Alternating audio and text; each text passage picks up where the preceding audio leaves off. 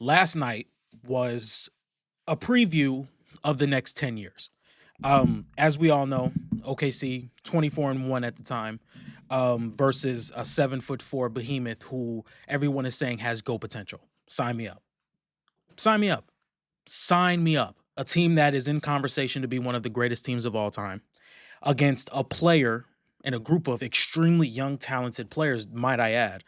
A player that has GOAT trajectory. A player who came into basketball saying, if he doesn't finish as a top 10 player of all time, his career might be a disappointment. Somebody we have never seen before. Sign me up. And I will say this game was everything we wanted it to be. Everything we wanted it to be, and the San Antonio Spurs came out with a victory. I think we're going to look back at this game 5 or 6 years from now and say, this was the turning point in the rivalry that we've been probably expecting. We've been expecting this rivalry for a while now.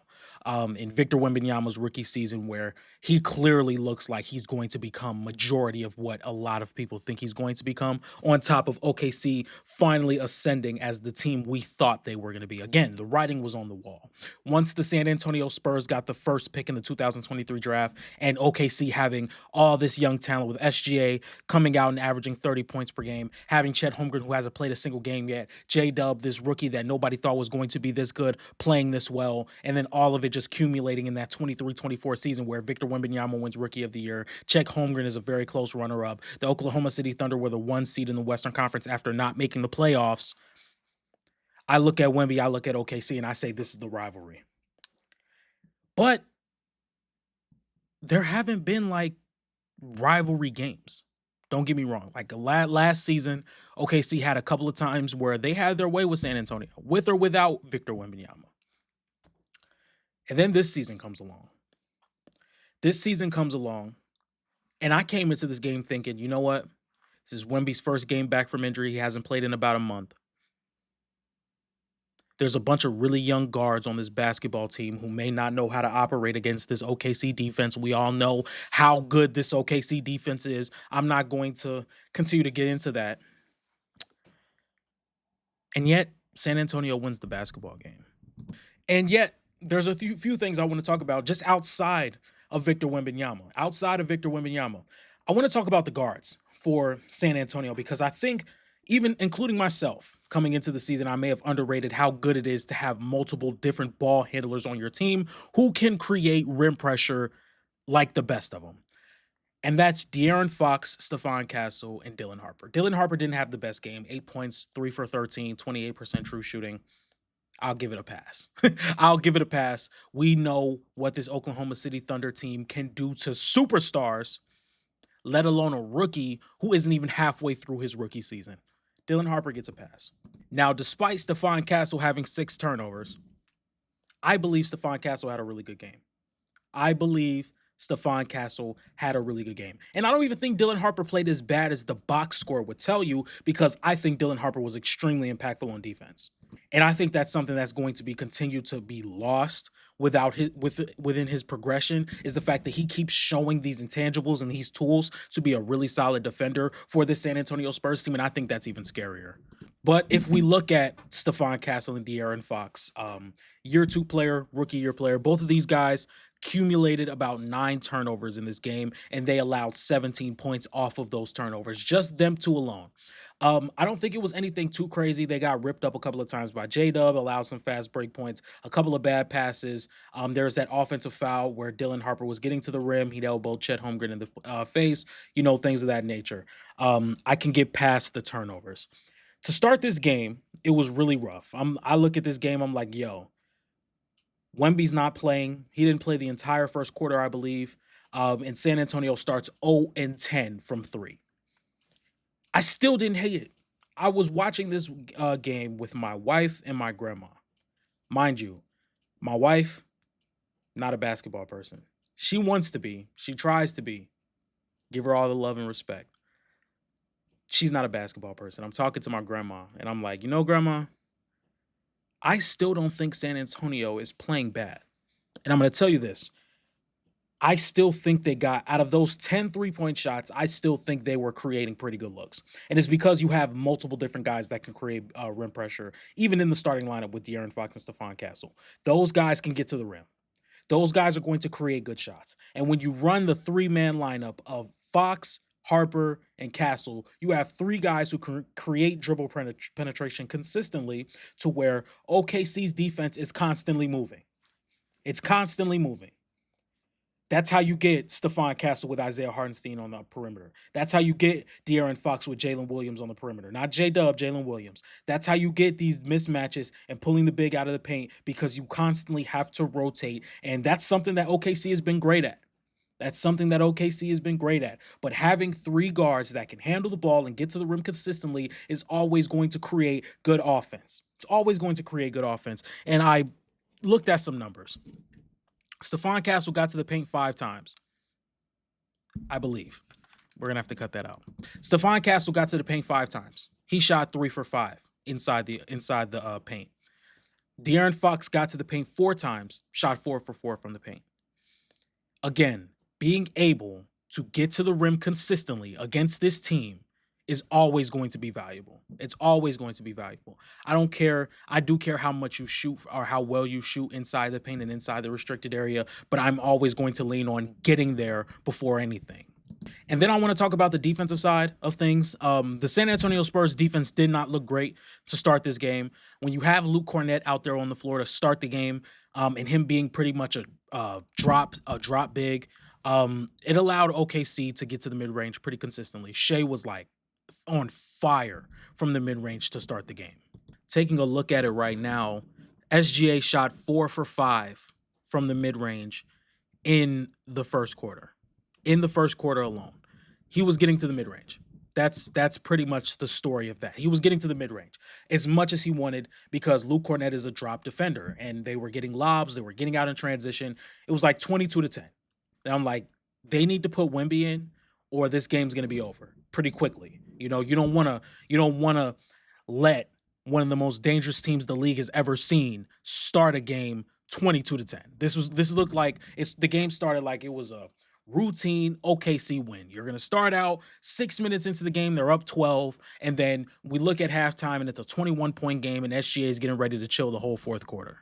But then there's this guy, don't know if you know him. Don't know if you know him at all. Victor Wembanyama sitting on the bench. He comes into the basketball game, and the entire energy for this San Antonio Spurs team just switches. Very first play, Victor Wembanyama's on the floor. Offensive rebound, tip in. Very next offensive possession, Victor Wembanyama, offensive rebound. Then the defense starts ramping up. Some of the looks that you were getting for this Oklahoma City roster isn't happening the same way it happened when Luke Kornet was on the floor. And that is the impact that Victor Wembanyama has. When you have such a good rim protector behind you, the point of attack defense gets a little easier. It gets a little easier. I'm going to be a little bit more aggressive. I'm going to try and rip you. I'm going to try and play passing lanes. Because if I don't get it, I'm sending you to one of the greatest rim protectors of all time. I think Devin Vassell played great.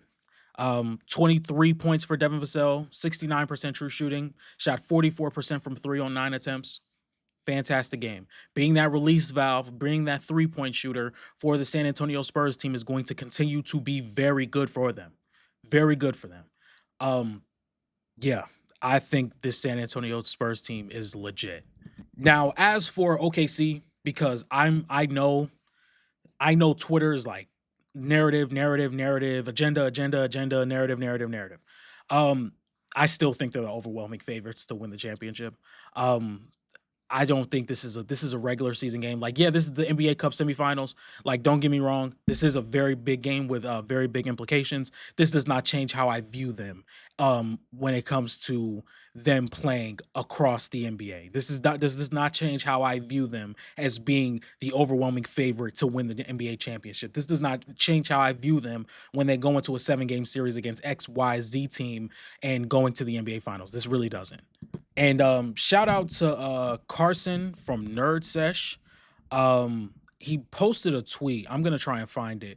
But he basically said, He basically said there's never been more and more obvious face of the league than Victor Wembanyama, and it really gets underrated how much he cares when he's on the basketball floor. And I think that is extremely important when we're talking about stuff like this.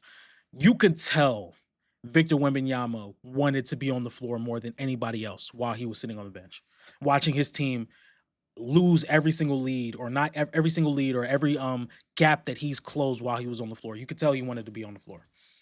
When he was on the floor, he made the extra plays, diving on the floor for loose buckets, getting rebounds, making the right plays. There was a few things I want to talk about that I still think could give him trouble in a postseason setting. We're going to get to that in a second. But with that type of mindset, that type of extra hustle, I don't think there is a more clear face of the league. And I think the fact that it's not like a thing already is kind of troubling, to be completely honest.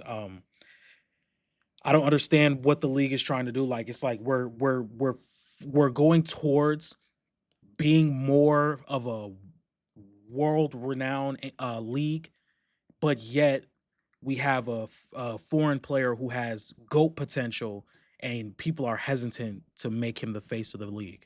But as far as the postseason stuff, this is something that I'm not going to like harp on, because this is something I've harped on for a long time. And there are things that Victor Wembanyama just will not be able to do against OKC in a postseason setting, and that one of those is put the ball on the floor. Victor Wembanyama putting the ball on the floor, it just won't work against OKC. And luckily, he was still able to be extremely impactful because he's the best defender in basketball, and it was because he was able to seal around the basket, make mid-range shots, get to the free throw line consistently. But there was one play where he tried to score against J Dub, and the second he put the ball on the floor, he loses it. He falls. He makes the pass to Julian Champagnie, and he makes the three. Good job. Fantastic. But that's my concern right there. Him being able to put the ball on the floor, because we know that's something that Wemby likes to do. He likes to put the ball on the floor. He likes to create with the ball in his hand, like dribble penetration, getting to the rim, things of that nature. Towards the end of the game, it looked like he started to go away from that. And I think that's probably what he's going to have to do to succeed in this series. We saw a lot of Victor Wembanyama being able to create open looks, basically off just creating switches down low. He had a possession against Cason Wallace where Cason Wallace tried to bite on the steal. Wemby still gets it because, mind you, he has an 8-foot wingspan, rips through, gets to the free throw line. A possession against Alex Caruso, where he gets the ball. I think it was a triple threat. Alex Caruso swipes it down. He recovers mid-range shot. Those are the type of things that Wemby is probably going to have to succeed at in a series, a potential series against OKC, just because he's not going to be able to put the ball on the floor. Seal, keep it high, get to the rim as much as possible, because they're going to try and deny him the ball as much as possible, and we saw it in this game. His wingspan made it much easier for him to create good looks, because you can still get the ball even while a Caruso, a Dort, a Cason Wallace, a Jalen Williams is trying to front you, trying to deny you the ball. And I think that's something that's going to be very pivotal. Constantly moving on the baseline, constantly moving block to block. Those are the things that are going to show up and going to matter when we're talking about a postseason series against OKC, because they thrive on turnovers. They thrive on getting the ball out of the best player's hands. They thrive on making the best player on the opposing team extremely uncomfortable.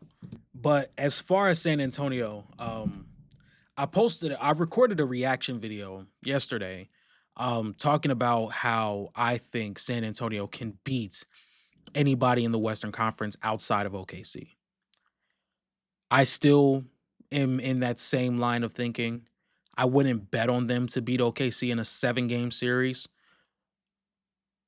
but I think I've drastically underrated San Antonio coming into this season. Um, and it's not even like I'm surprised of what Victor Wembanyama is this season. A top 5 player in basketball. I don't think that's something that's shocking. I don't think that's something that's shocking. What's shocking to me is the improvement of Dylan Harper, the impact that De'Aaron Fox has had on this basketball team, them going 9-3 without him, having Luke Cornett come off the bench, how good the defense was going to look with Wemby on the floor. Those are the things that I feel as though I underrated with this basketball team. And they have a really good strategy. They have a really good formula of winning multiple postseason series. When you have the best rim protector in basketball, when you limit as much shots in the restricted area as you do when he's on the floor, and when you force a lot of tough mid-ranges, that is going to be a really good formula to win a lot of postseason series. It just is. On top of that, you probably have the most athletic group of perimeter players in the entire NBA. I don't know how good the San Antonio Spurs team is. I have an idea, but let's give it some time. So, ladies and gentlemen, if you guys like this type of content, please be sure to like, comment, and subscribe. Make sure you guys follow me on Twitter at ATBSports1. Make sure you guys follow me on TikTok at @TheBuzzerENT. And make sure you guys follow me on Instagram at @TheBuzzerSports_. And with all that being said, I will see you guys next time. Peace.